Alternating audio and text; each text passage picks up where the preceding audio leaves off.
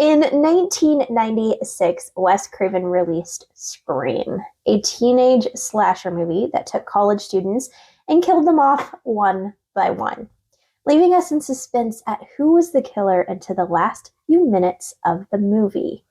But did you know that Scream was based on real-life events? And it's even more horrific than you could imagine.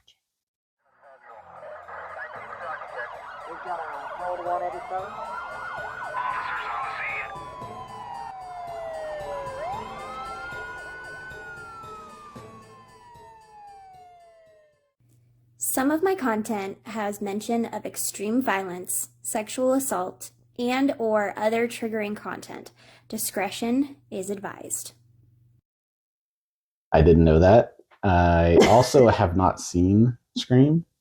Well, not in its entirety. I've seen pieces of it. There's obviously clips that are infamous or famous, however you want to think of it. But no, I have not.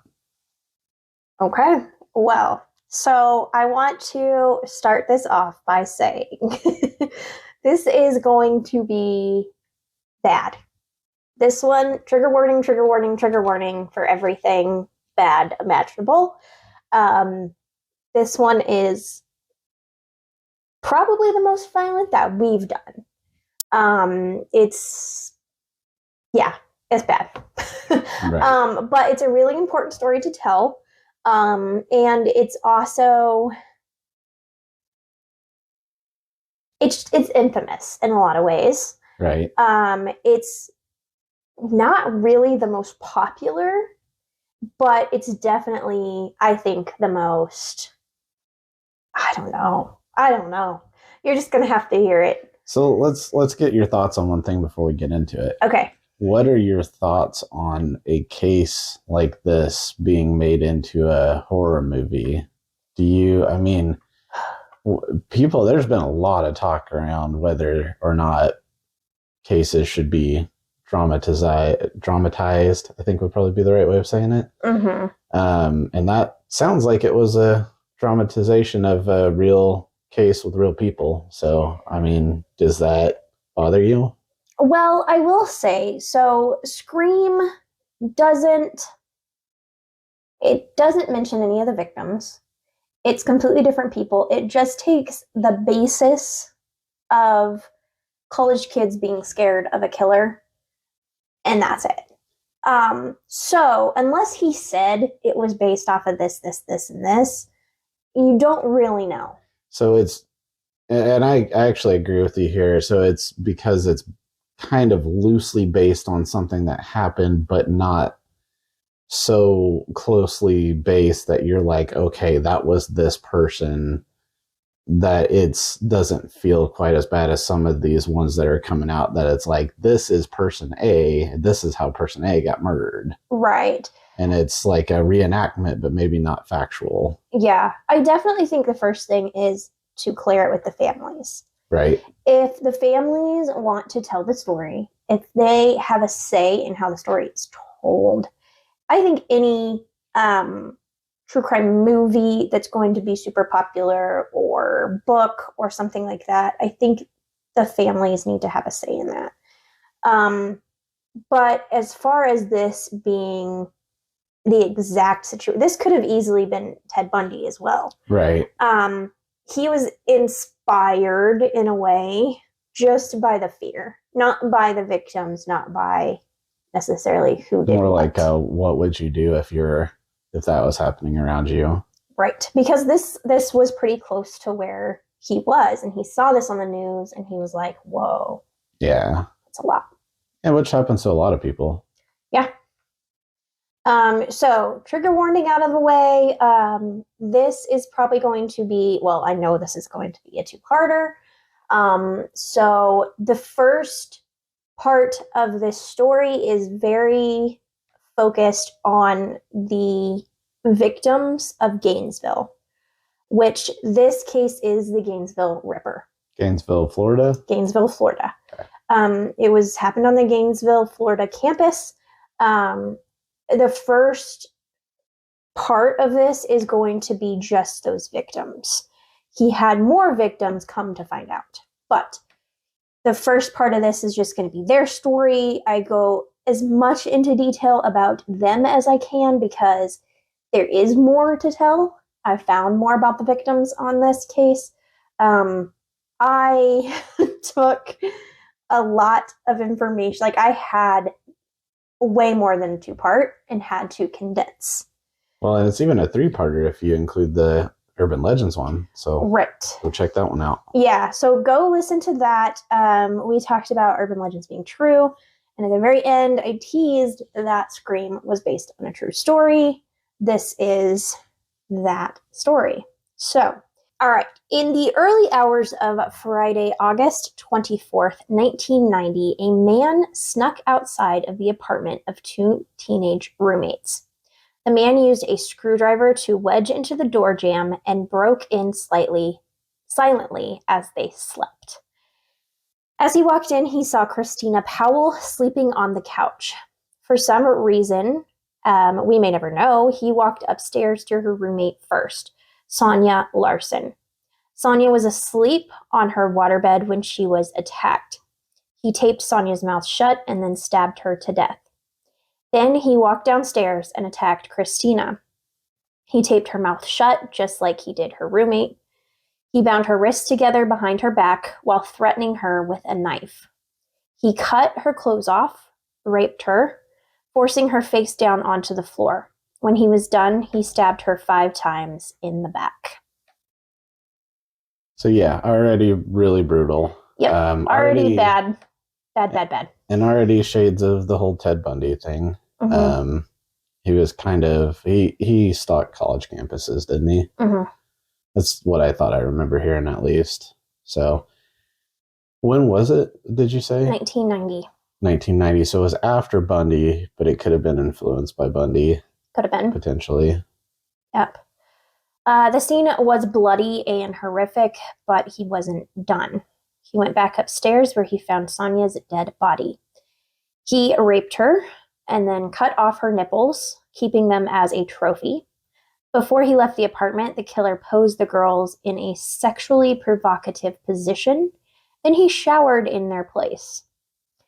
Then he snuck back into the night, back to the campsite he was staying at behind the University of Gainesville, Florida. There he waited for his next slasher movie attack. So already I'm thinking a ton of DNA. You literally showered at their place. There's got to be DNA, which at the time, 90s, probably not the best time for DNA. Mm-hmm. But later on, definitely a ton of DNA, I'm sure, to go back and check. And then like you said at the beginning, brutal, bad stuff. Right. Yeah. So after a few days on August 26th, the families of the girls grew concerned. They had not heard from the girls and they couldn't gain access into the home. They found a maintenance man who let them into the apartment. He found the horrific sight of the girls.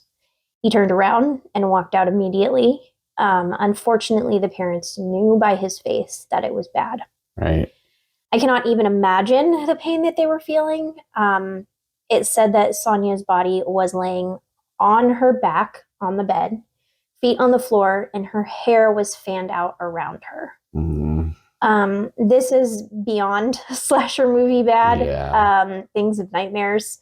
The man that did this is known as the Gainesville Ripper. Which, yeah, it's just horrific. Mm-hmm. Like you said, I can't imagine going to, like, being those parents and having to go to that. Right. Yeah, it's awful. Especially when you just kind of think of the time. I mean, college is supposed to be nothing like that. Like, it's supposed to be, everybody says it's kind of one of the times of your life. It's your first time of real freedom. So it's not supposed to be feared like that. Yeah. What's even more horrible was this was the first day of school. Oh, wow. So this was August, 20 something. It was the first day of college. It said that what they did earlier was just like went to Walmart and buy stuff for their apartment Like, yeah, and I think most people remember that. Even if you didn't go to college, most people remember that first, place of your own where you're like going and buy, like, it's supposed to be a good good memory. Yeah, going out and just being like, oh, this is the first time I chose my own soap. It's a weird freedom where you're like, this is kind of nice. Yeah. So yeah, and Florida is a huge school too. So to imagine the amount of fear that was probably on the entire campus after this got out, which I'm sure is where you're headed next. Kind of. So first I wanted to talk about these beautiful girls. So Sonia, who was killed first, was a super kind person, of course. She was involved in her church and sang in her choir. She was a preschool teacher, which hit my heart really hard. She loved kids, and that was the career that she wanted to pursue. Christina Powell, who also went by Christy, was very involved in church and Bible studies as well. They both played softball. They both seemed like really young, amazing girls who were just like young and had so much time ahead of them to do all kinds of things. Yeah. And these killers, unfortunately, it doesn't seem like they differentiate.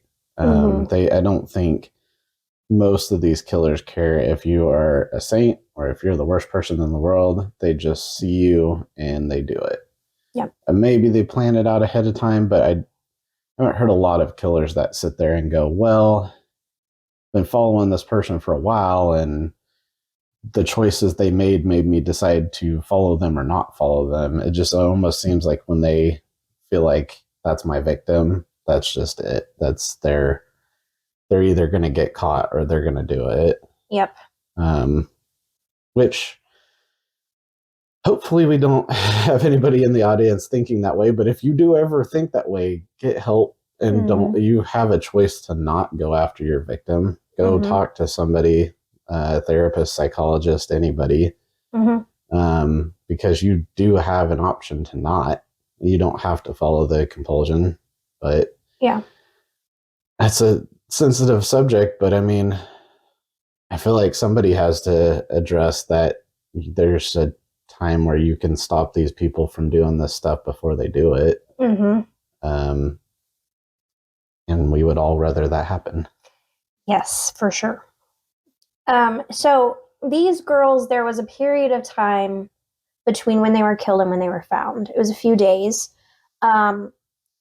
probably because they had went off to college. Their parents were like, they're enjoying their first few days of college. We're not going to be overprotective. They're not wanting to check in with mom and dad. They're wanting to, enjoy their freedom. Right. So before the bodies of the first two victims were found, the Gainesville Ripper had already struck again.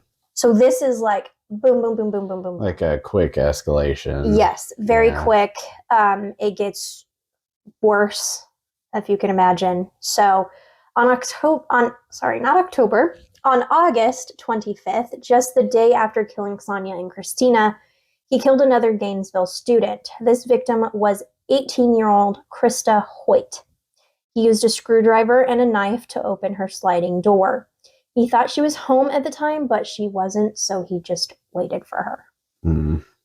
He waited in her living room for her to return around 11 a.m. Then he got up behind her, put her in a chokehold. Gosh, this is such a big fear of mine. I hate this. I knew you did. Oh. I've heard you tell me that before. Yeah, it's terrifying. So as he did before, he taped her mouth shut. Then he raped her while she was face down. He stabbed her in the back. One stab in the back ruptured her heart. However, this time he went further, and what he did was crazier. He sliced her completely open. The bra and the shirt that she was wearing was also cut, so that's how they could see what he did. He began cutting and cut up from her pelvic floor to her collarbone. Her body was open completely, and her organs were spilling out. Like I said, that's sick. Bad, bad, bad. He then cut off her nipples and left them beside her body this time. He left and returned to his campsite. Then he realized he forgot his wallet. Oh my God. So he went back for it. Wasn't that we keep going back to him, but like to the BTK thing. Yeah, didn't BTK kind of screw up like that once? Didn't he leave something? He left a wire cutters and went back and got them. Man. So yeah. I mean, some of these people get so just insanely lucky that cocky. And cocky. Like the fact that they brought their wallet to the crime just seems like maybe it wasn't and it was a day after the other. Seems like it wasn't like a planned out thing. It was like I'm going to do this right now. Mm-hmm. And then on top of that, it's just, you just wish they would have gotten caught. I know. Yeah. Wish they would have gotten caught going back, which now thankfully most everybody has doorbell cameras and things like that. If somebody had done that, hopefully they would have been caught on camera at a time like now, but right. We don't know. Yeah, so when he went back to get his wallet, he did more to Christa's body. Oh, God. So according to the news article from around this time, he decapitated her. He posed her on the edge of the bed with her feet on the floor, her body slumped forward, and placed her head on a bookshelf looking down at her body. Yeah.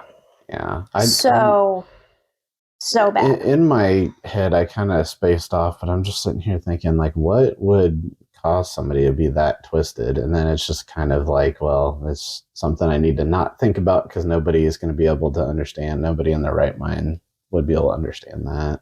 Yeah. Like I said, in this first part, I focus a lot on the Gainesville victims, but in the second part, I do get into his life.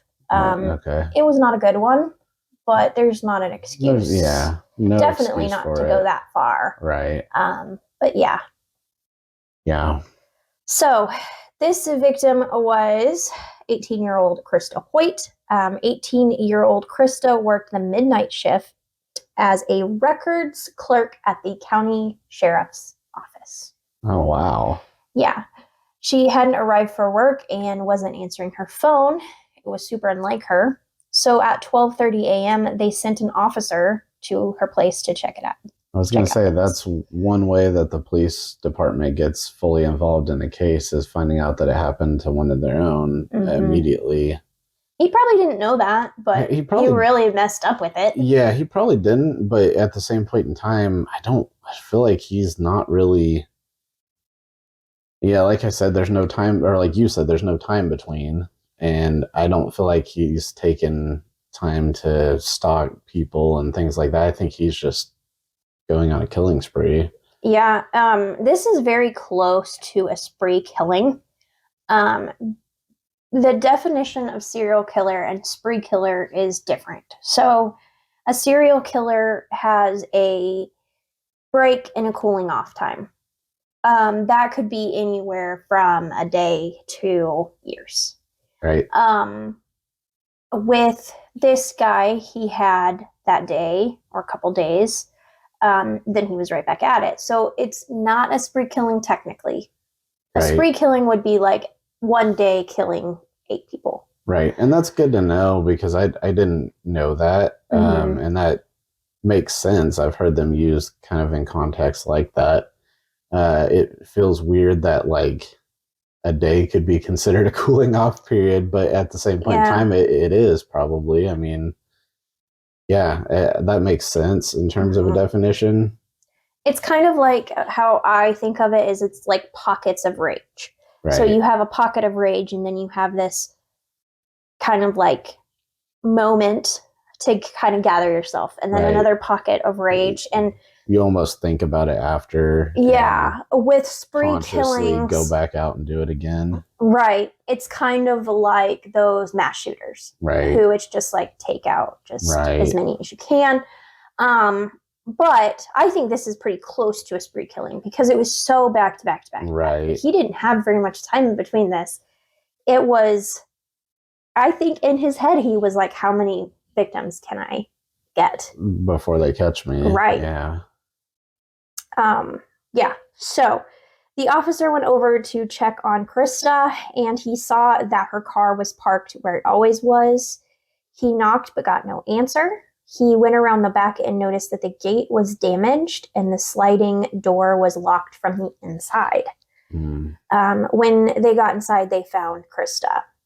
This was one of the worst, horrific murder scenes in history. Yeah. It was really bad. And I watched an interview from the cop who had found her, and he said it still traumatizes all of them. Yeah, I mean, well, if you think about that person working with them too, they probably met her before, they knew her. Right. And this is horrific, so just saying, but like, she was set up so they didn't know the extent that she had been cut open. Right. And so when they had like put her back to kind of check on things, it was like she was completely cut open and things just and it was very, very traumatizing for the cops. I can't imagine, but at the same point in time, I kind of can imagine that, like, that would just make you like, I'm done with this job. Right. Like, I don't want to do this anymore. I mean, I don't know what they did, but I know that's how I would probably react, is I'd be like, I'm done. Yeah. But more than a victim, Christa Hoyt had a lot of friends. She loved to cook, camp, swim, play racquetball. Everybody in the community missed her a lot after she died. Yeah. The police force, of course, was really shocked that this happened to someone so close and how severe it was. So you just had a lot of people really mourning her. Right. So at this point, the campus and everyone on it freaks out. So real quick, how long was it from, and maybe, I don't know if you have this in your notes, from when she was killed to when they found her? What was the gap? It was a matter of, I believe, hours. Okay. So 11:30 a.m. is when he attacked her. 12:30 a.m. So that's like right in the middle of the day. Yeah.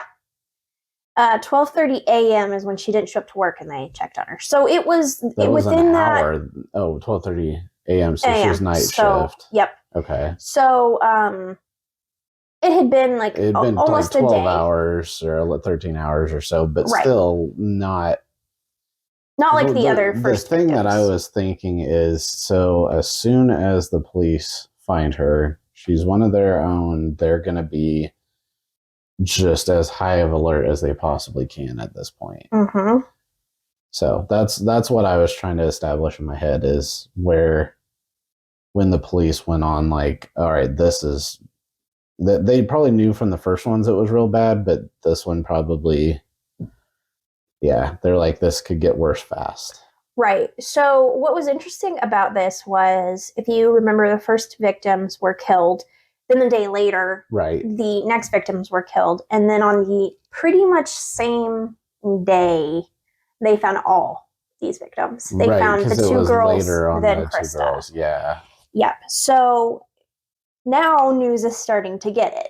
And they're not only getting Christa's murder, they're getting the other two girls. So there's 3 victims already. Yep. Yeah. And people freak out, which of course. And when I thought about like slasher movies, it all happens so synchronized. You know, like one killing happens, the news breaks. Another kill, you know, like it just happens so, and that's not how reality is. And a side note, I'm probably, and I'm not saying anybody is wrong for not doing this, because to each their own, but I'm pretty sure if this happens, I'm going to get my kid like the second that story breaks. Immediately, yes. And nobody's wrong for not doing that, but at the same point in time, I am, you can go back to college next semester. Right. So a whole different college at this point. Whole different side of the state. Yeah. Or the states. Yeah. They are really worried for everyone's safety at this point. Right. The 3 murders happened so fast and they were so brutal that it took everyone really by surprise. Yeah. And like I said, this was the first week of school. And it's hard to respond to something like that, I'm sure, because it's not like you're trying to protect like a few people. You're trying to protect like an entire college campus, which is going to be huge. Right. And the surrounding houses, really, too. Yeah, I mean, the whole town. So this was the first week of school. There was all of these kids now vulnerable. Everyone in Gainesville, Florida, stocked up on deadbolts, right? Baseball bats.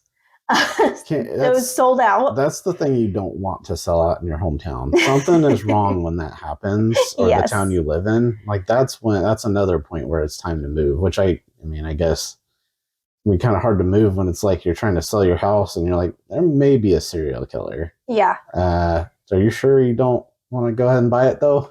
Right. And they were kind of hoping that the cops would wrap this up pretty quickly too. Yeah. They're like, come on now. Like yesterday, get this fixed or get this figured out. Yeah. Yeah. People were walking in groups and everyone was on super high alert because of the news and the safety issues going on. 23-year-old Tracy Paulez decided to ask her friend, 23-year-old Manuel Taboa, to stay with her. Everyone called him Manny. The two had no romantic connection, but Tracy trusted him. Right. So she's like, there's a serial killer on the loose. I need my guy best friend to come over and protect me and stay with me. Which, I mean, people grouping up at that point is a good idea. Yeah. So he was a great person, and they truly cared for each other. And I think she just felt safe with a guy around because all of the victims have been women. Right. She thought, okay, this was gonna... That's what the killer's targeting, most likely. Yep. August 28th, 1990. That night, Manny worked a little late. He came home, and Tracy was on the phone with a friend. He went right to bed. Police believe the killer was already in the home. After breaking in earlier, and he probably just watched them for a while. Terrifying. Police believe that Manny was killed first. Manny was a big dude. He was a former football player, 200 pounds. They believed that Manny put up a big fight. He was fighting for him and for Tracy. But the Gainesville Ripper had a knife and eventually stabbed Manny to death. Then he stabbed Tracy to death and posed her body.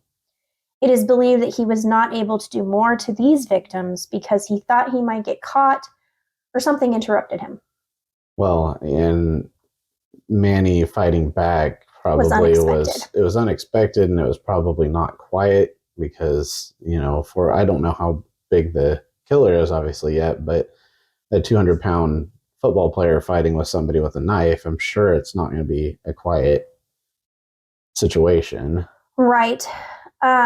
This one was very different from all the other attacks. Maybe he was worn out because Manny put up a fight, but it was like he killed and got out of there, which was very different from Christa's murder. Christa's murder, he went back.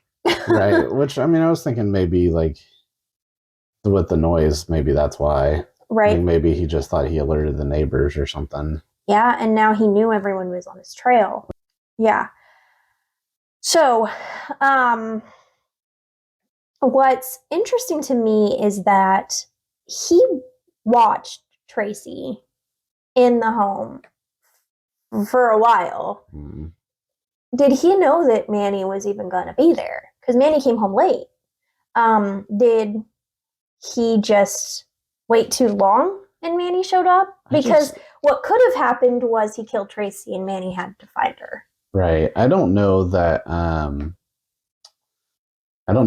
First of all, I don't know that it would ever truly definitively know that. Right. But if we did, she was talking to her friend on the phone. Maybe he didn't decide he didn't want to kill her then.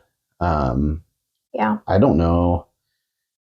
We're speculating here, but I'm guessing the way that they knew this order was she was talking to her friend on the phone, and she probably told her friend, "Oh, he's here." Like Manny's here, so she probably. I'm guessing that would be my guess. Is that's how they figured out the order of events? Is that her friend that she was talking to? She mentioned it that he was there to look out for her. Right. I'm safe now. Yeah. Just sad. Yeah.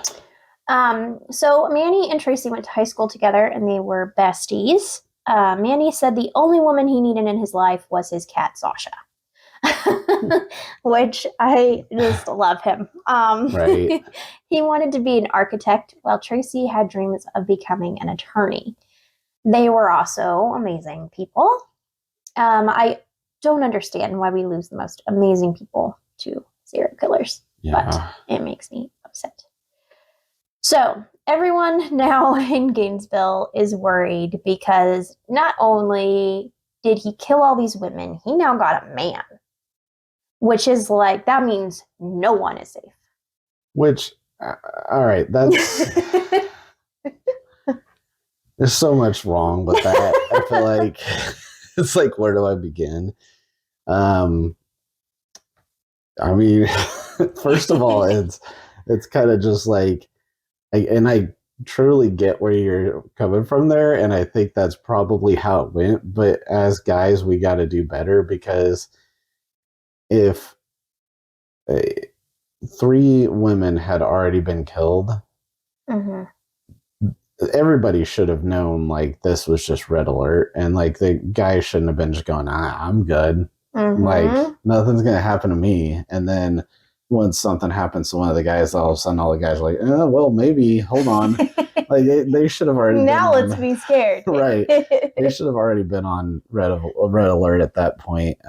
That's a male ego thing, I feel like, though. I mean, I'm pretty sure guys are like, I'm good. Like, I can fight my way out of anything. And I'm not saying that's how Manny felt. I'm saying that's how probably the rest of the Gainesville male population was. Probably not everybody, but I bet a lot of people. That's, if you say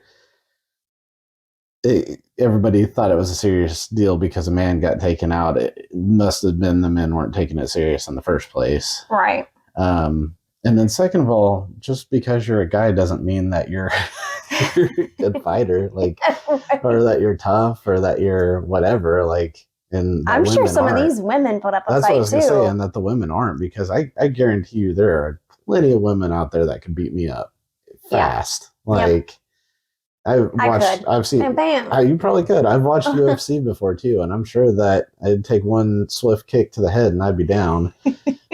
So it's just, that's a whole different conversation. But when you say that, it kind of triggered me to be like, you should have been scared. Like, it shouldn't have taken it being a male victim for everybody to be like, oh, this could be anyone. Right. It could have been anyone at any point.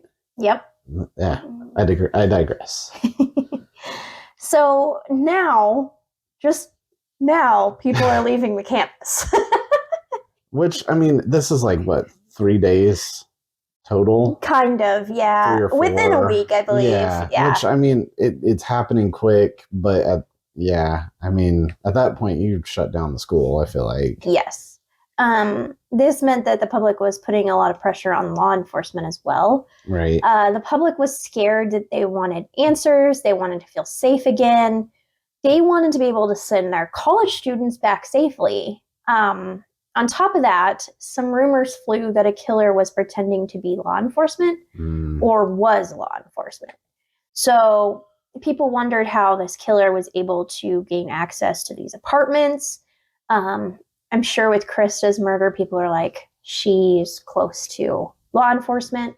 Right. But that doesn't quite make sense to me. Him being able to get access to the apartments. Like, it doesn't sound like these. I mean, Christa's was like, they said the back gate was forced open. So It doesn't seem like your traditional apartments where you have to like get inside the building, then get into the room. That sounds like he got into her sliding door from the outside. Right. So it's, I don't know. I don't know how I feel about that part yet. Yeah, you and me both. These murders happened quickly. It was boom, boom, boom. Right. All of these murders took place from a Friday to a Tuesday. That happened quick, and then it was just over. Like, it just stopped. Well, and I was going to say that was one of the things I wondered with everybody leaving the campus. Like, it seems like his target clearly was college or college age kids, and then all the college age kids leave. Yeah. So potentially all his targets are leaving at that point, or maybe he's like, getting scared. Everybody leaves. All of a sudden, I'm the only one left here. Yeah. But at the same point in time, what do you do? And you're not going to leave the college kids there, let them get hurt. So, yeah. Right. And that was all they could do. All I can think about is, so this guy has a campsite behind the Gainesville campus. Were they not searching the campus? I completely agree with that thought, and I have no answer for that because, I mean, you feel like you'd probably be suspecting campers right near the campus would be a pretty good place to start checking. Yeah, and it wasn't a campsite. Like, it wasn't. It was just it was a tent. Just a tent with in a the few woods. Trees around it. Yeah. So I just kind of don't know there. I don't know. I picture the guy like camping out like in the middle of the quad, and people are like, "That's weird." That's just it. That guy's strange. I mean, okay, you don't want to pay for a dorm, I guess. That's true. It's pricey. Yep. So people are like, when is it going to happen again? Because it just stopped. And the waiting was, I think, more torture than the murders happening. Yeah. For the public, anyway. But police believed that they had the suspect already. They believed that it was Edward Lewis Humphrey. Edward lived in the same apartments that Tracy and Manny lived at. He was known to carry a large hunting knife on his leg. His roommates had recently kicked him out because he was, quote unquote, acting crazy. Other than that, people pegged him as the killer because of his looks. He was 19, 6'2", over 200 pounds, and because of a car accident, he walked with a limp and had scars on his face. He was in and out of mental institutions, so people thought he was crazy. So, again... I know where you're going. Let's not call people serial killers just based off of looks. Right. There was some things there. That's what I was going to say. There, you said more afterwards that makes you think, okay, that could be a serial killer, but if anybody sees somebody walking around the town and they're limping and looks like, they had like scars on their face or something, like that literally could have just been somebody in a car accident. Right. Now, you're saying more things that are kind of like, well, there's more to it, and there probably was a lot more. Your roommate's kicking you out because you're acting crazy. Yeah, that's more that way. I hate you see somebody and you just, because that can really make police go on a wild goose chase. Like, you can really just say, that person looks creepy, let's go after him, and everybody's sitting there telling the police to look one way because somebody looks creepy. And then meanwhile, the Ted Bundy killer is just sitting there going, hey guys. See ya. Like, yep. Because I apparently don't look creepy enough. I'm just going to keep going. Yep. And it's always the normal dudes that are serial killers. Just saying. So, however, they might be onto something because Edward was not a good guy. He was not a good guy regardless. A few days after the killing, he was arrested for beating his elderly grandmother. He threatened her and left her having to receive medical care. This wasn't the first time that the police had been called to the house with fights with his grandma. So he had beat her up before. He's a violent person. It happened many times over that summer. He was arrested on an Air Force base because he was going around showing knives and saying he wanted to go to Iran and kill people. So he was racist too, which is fun. Well, but who walks around on an Air Force base showing knives to people? And like the fact that he didn't get like a lot of, and this was the 90s, right? So things were a lot more laid back than they should have been. Right. If you go do that now or in the anytime, he won't even make it. Anytime post 9/11, you're not even getting in the front gate. I'm surprised they didn't put him in the military at that point. I don't. There's a certain level, I think, where America. like people. There's a certain level where people are like, I don't even trust that dude to be. Like, yeah. I know he wants to get the other guys, but like, I don't trust him not to just go AWOL immediately and be a danger to me and my team. Like, yeah, there's a certain level where everybody's just like, we don't want you. Like, we don't want you on our side, and we don't want you on their side. Please just go away. Yeah. So after all of that, though, the police were scrambling for real evidence to put him away. Right. They didn't have any. That's the other thing is people are like, I want to get the serial killer now. Mm-hmm. Well, that's not exactly how the justice system works. Right. You can't, you have to have enough evidence to hold somebody. Otherwise, you're going to miss and let the person go free. Mm-hmm. So you gotta have enough evidence for warrants. You have enough evidence to, be able to detain the person and try to get the evidence you need. It's not generally a quick process. Yep. Unless somebody gets caught like completely red-handed. Right. Well, so Ed confessed, saying it was his other personality, John. But he had got a lot of things wrong about the crime scene. Mm-hmm. They did have blood and hair samples from the crime scenes, as well as semen. This was the early days of DNA testing. Right. So they tested the hairs, but it wasn't enough for a conviction. Right. It could be, but it couldn't be. Like they didn't really know. It wasn't like 100% match or something. Right. There. Yeah. So they decided to test the semen DNA, but that was going to take a bit. Right. They knew that the samples of the blood were type B. Well, Edward was type A. So what do they do now? They have to let him go, I assume, based on the amount of DNA evidence that the DNA technology they had back then. Right. So while they held Edward and tried to decide to look into other crimes, they found one that was very familiar to the Gainesville murders. On November 4th, 1989, William Grissom, 55, his 24-year-old daughter, Julie Grissom, and his 8-year-old grandson, Sean Grissom, were killed in their home in Shreveport, Louisiana. Which shouldn't be too far, I'm guessing. Right. From Florida. I mean, I don't remember exactly where Gainesville is, but I think it's the panhandle part of Florida where it's kind of more towards Louisiana. So they're probably not too far. Yep.